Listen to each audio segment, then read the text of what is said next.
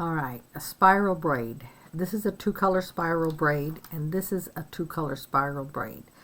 The difference is, notice how this has the red in one line and the white in another, and this one spins around.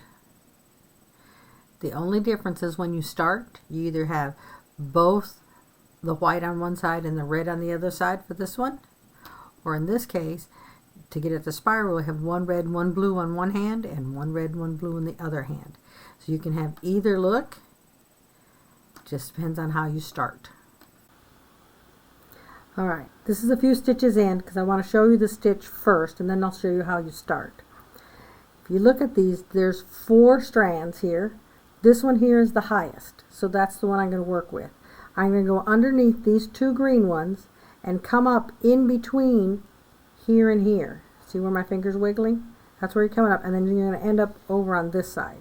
So take this one, go underneath, come up in between, and then bring this over to this side. I'll do that again. But now the highest one's on this side. So I'm going to go underneath, come up in between, and cross over the middle one. And that's the whole stitch. Top one goes behind the 2, in between, cross over to this side. Notice how I'm holding it. You have to hold it very close to where you're working because you want it nice and tight. You also want to pay attention to how these flat sides are oriented. When I bring this down, this next one is going to be the green one. When I bring it down underneath, I fold it under and then bring it up so that it still lays nice and flat. So you see it nice and flat. And you'll have to experiment so you can see how that works in your hands. Alright?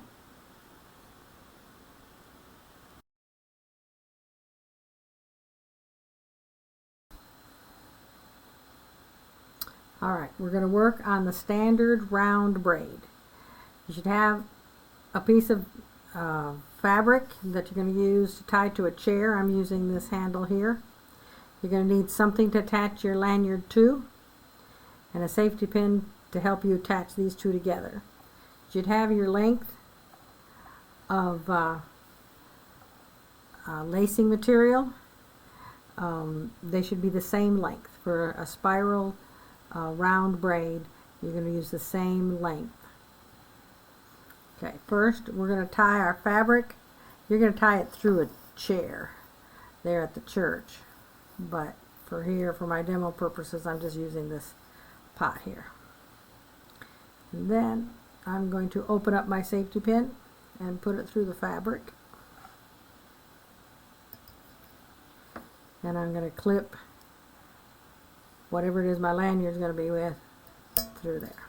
Okay, now you take one of your lacing material and you find the middle. Okay, that's my middle. You take the other one, put it through, and also find the middle.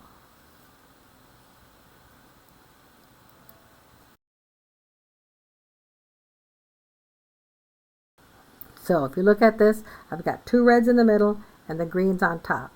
Now I'm going to take the green that's coming off the top here, and it's going to go behind the 2 red ones. This is the tricky part. So I want it behind the 2 red ones. Don't want that to turn. And I'm going to put it in front of the middle red one. See if I can move this around so you can see here. So it looks like that. Now I take this green one, put it behind the red one and the green one, and then over the top of the green one. And now it's starting to look what I showed you before, where I take the top one, put it behind, between 2, bring it up, bring it back to the side it came from. Take the highest one, behind, between, and now you're going. Okay? Now let's say I have to let go of this. If you let go of this, it will undo. You have one of the reasons we've attached it to something so you can pull against it until you've got enough of this to stay put, you have to have tension on it or a clip. So you've been given a clothespin or an alligator clip, you need to put it on here to hold it.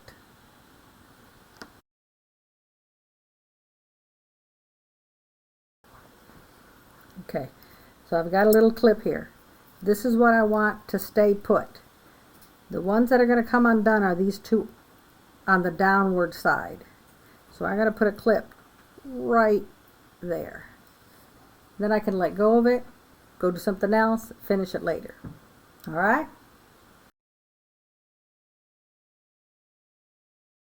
All right, we're going to go over how you finish off your lanyard. So you've done your spiral lanyard, and it goes on for, I have 36 inches. You need more than 30, at least 30, but I like 36. So I bring the ends together. I'm going to do the easiest one first. This is a spiral, and I'm going to take my clip off. So this is where I left off. And the next one to do is this one here.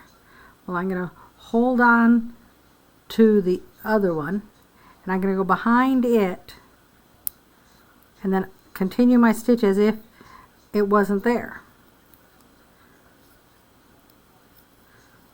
So there's that one. Same thing. I go behind the lanyard that I've already done, between the two and across, just like the normal spiral, but you're including the lanyard stuff you wove before in with the stitch. And so you just continue on. You're going to want to do at least an inch.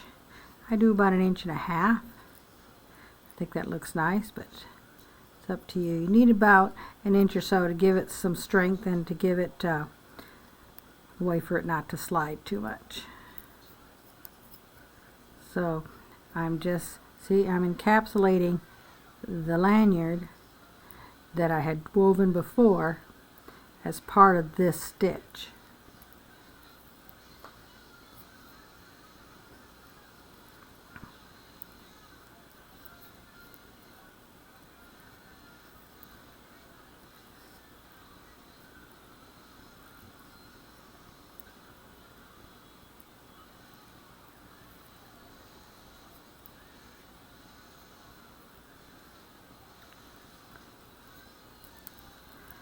So you just continue on like that, and when you come to the end, you finish it just like you finish any other spiral stitch.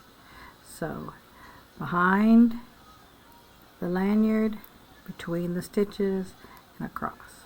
Behind the lanyard, between the two,